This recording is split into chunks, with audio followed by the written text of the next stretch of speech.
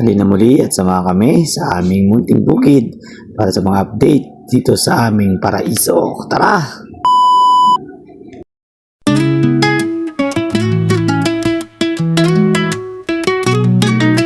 Umaga pagising, araw ay sumisilip, hangin presko, tamoy umahalik sa aking paa. May manok na tumitilao Hello guys, so dito ulit tayo sa ating munting bukid dito. Ito yung mga manok, kunti nang dumadami. So malungkot lang dahil namatayan tayo ng isang pato. So dahil pinapalo nitong parawakan na talisayin, so tatalian na natin yan mamaya. Matured na siya eh, kailangan na nating talian. And talo tayo sa ibang halaman natin doon sa kabila. So may dala ulit kaming saging, hindi pa akong pananim, hindi namin alam kung saan pa ilalagyan. So punta muna natin yung ibang pananim natin doon sa kabila. So nilatag muna ni Juni yung lambat dito kasi inaayos niya raw. So tumubo na rin yung ating mga spinach. Oh, tara natin sa kabila. Ganda rin pa rin, malinis. So mamaya gagawa tayo ng compost. May napanood ako sa YouTube kung paano i-compost. Madali lang siya gawin. Tara dito.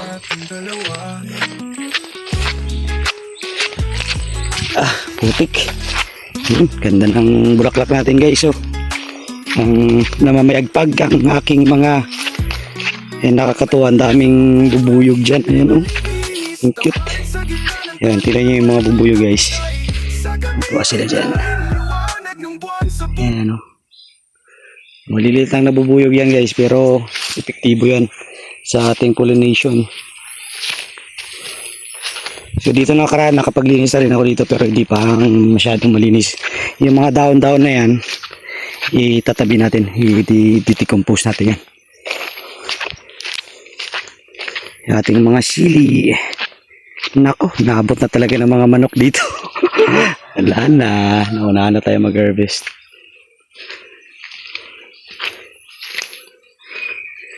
So ganyan talaga yung ano natin, burden natin pagka may manok. Pero okay lang yan, dahil yan naman talaga sila nabubuhay sa pagkain yan. Ating mga kalamansi, healthy naman, yun, may bulaklak na rin. Pero sabi nung nagpabenta sa amin ito, huwag daw munang pabungahin to. Mapabungahin man mga isang piraso lang or tatlo sa bawat puno, kasi hindi pa ganun ka strong yung kanyang ugat. And yung mission natin is mapaugat siya. So sabi niya mga 6 to 9 months bago pabungahin talaga ng bonggang bongga. Ayan yung ating mga spinach guys at tinanim dito sa plat natin. Masigasig na. So healthy talaga yan kasi matabang mataba yung lupa na andyan dyan. Ganda oh. Ilang ano na lang, magugulayan na natin yan. At tinan natin tong ating gapangan ng ano, spinach din ito. Oh, yun oh, ganda. Oh, ha? Ang galing. Mataba na rin. So, libutin pa natin dito banda yung ating mga dragon. Aray ko, itong dragon fruit medyo bad. Ayan no, mukhang hindi ito magsusurvive. Oh, that's life. Ito din, may mga sakit sila.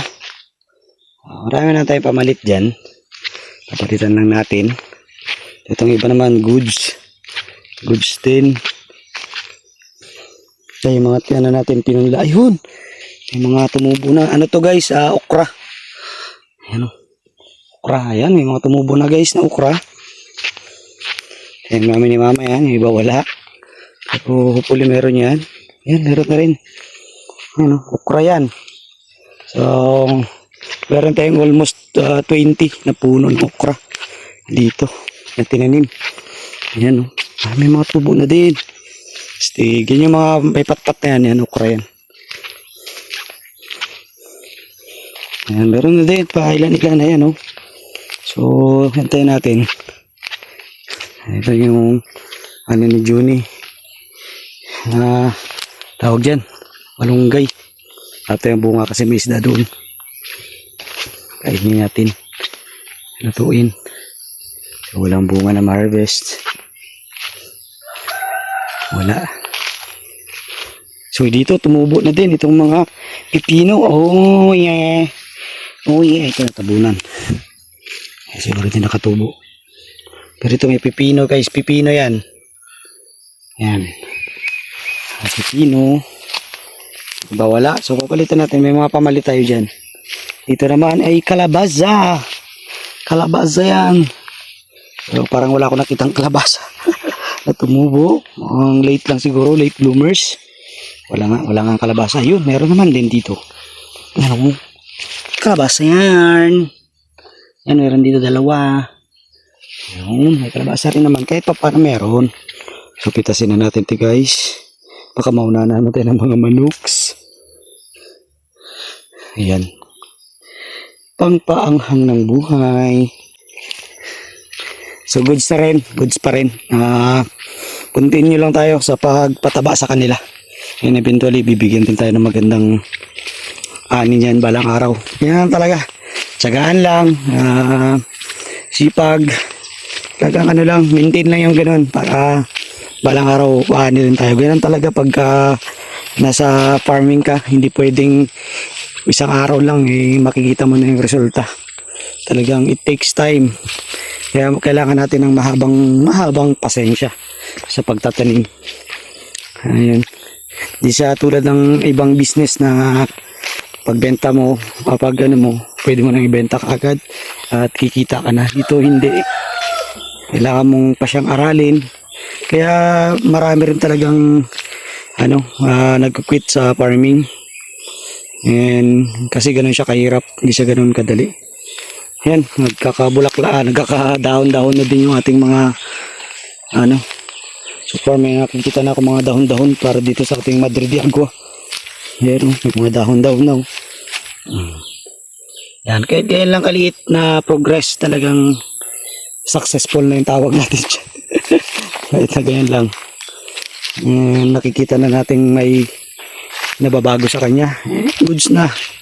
Pwede na. Ito lang. Ito din isang problema natin sa ating mga manok. Yan. Hindi ka talaga pwedeng magpunla-punla lang sa tabi nila. Talagang dapat ilayo mo. So far so good. Maganda yung inspection natin. So mamaya na naman. Kain. Aming breakfast pa lang to guys. Yan, may shells, may maya-maya, itlog. Sarap, tara.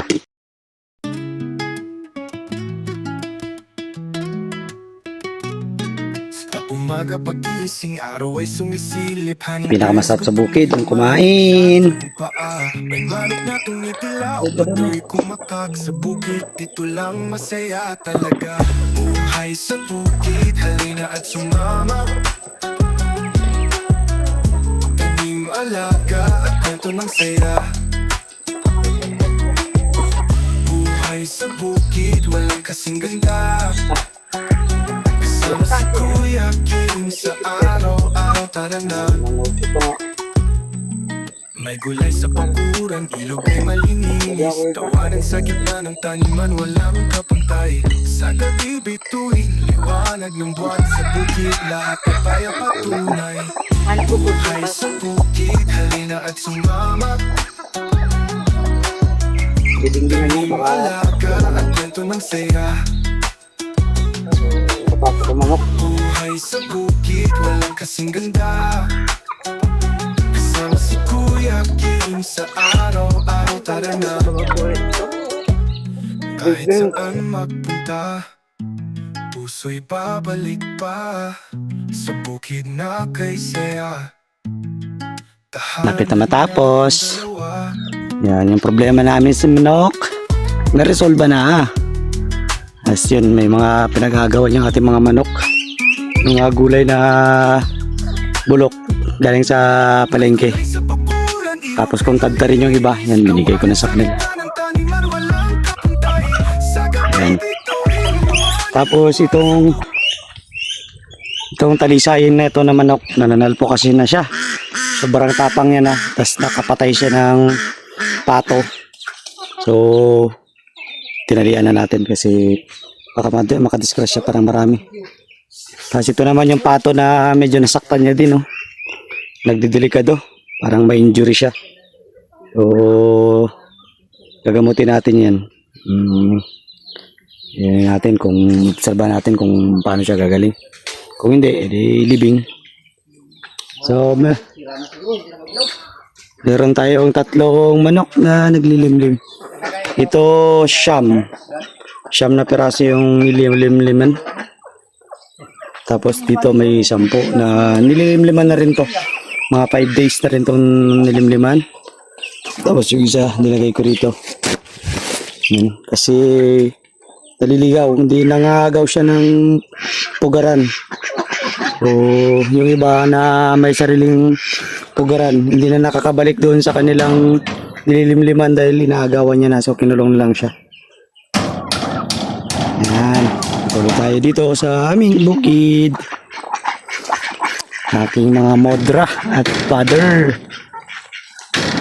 So, tuka-tukain lang muna nila yan. Mamaya liligpitin natin, lilagyan natin doon sa compost natin. Kaya lang muna natin sila dyan. Kung anong matira, yan ang kung kukompose natin.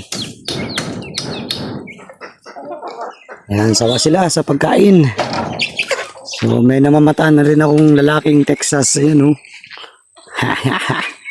Lalaking Texas yan. Antay natin lumaki para naman may mas tayo. Si Juni, busy sa kanyang ginagawa. Shoutout naman yun. Ay mo, hi mga followers. Hi! Ayan, teka, si Juni. Sikat na to si Juni. Nagtanong na nga dito kung binata daw to. Sabi ko, binata pa naman. Yan, Jones. Binata, Jones? Oo. Yan, binata yan, Juni. Gusto nyo. Sana all. Pagka kinigusto. So ngayon, may mga nakuha kaming mga patola. Yan, ito yung gulay namin dito sa bukid ngayon. Sorry. Patola and walang kamatayang talong and sitaw. Yan. So nagpapakulo rin ako ng sambong. Ipapainom natin sa mga manok natin, guys. Kasi katatapos lang ng tag-ulan. Yan, mga 2 days na umulan kaya kailangan sambong para prevention is better than cure. Tapos nagluto din ako ng ginataang gata. Ginataang, aray ko mainit. Ginataang kamote, alright. Meron pang pandan. Napakabango, guys, kung naamoy nyo lang. Naamoy nyo ba? Ayan, oh, sarap niyan. Yan yung aming snacks mamaya. Pero hindi pa kami nag-lunch. So check natin yung lunch. Ulam namin for lunch. Oh, kanin. Ayan, oh, kanin. Tapos paksiw na maya-maya. Alright. Tapos yung kanina namin na breakfast, nandito pa din. Itlog, tuyo, and yung shells. Tapos meron akong adobong puti. Ito adobong puti. Ayan. Natutunan ko lang rin to sa kaibigan ko. Tinuruan ako mag-adobong puti. Hopefully, ay nakuha natin. Pero okay naman. Tignan ko kanina, masarap din naman.